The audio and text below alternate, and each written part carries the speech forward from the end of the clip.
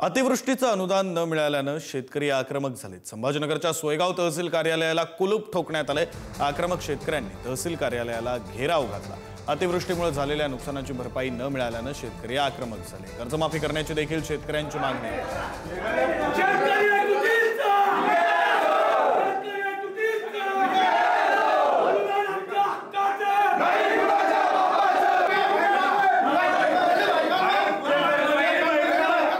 शेतकरी बांधवांवर फार मोठा घात केला आहे। या आघातामुळे शेतकरी हा सावरण्याचा झालाय। शेतकऱ्यांची दिवाळी ही एकदम काळी अंधारात गेली। जरी या प्रशासनाने या माजलेल्या तहसीलदाराने जर का या आंदोलनाची दखल घेतली नाही, आज सोयगाव तालुका आणि औरंगाबाद जिल्हा आणि या भारतातच शिरमुख असलेली अजिंठा लेणी हे सोयगाव तालुक्यातील शेतकरी बंद केले जाणार नाही।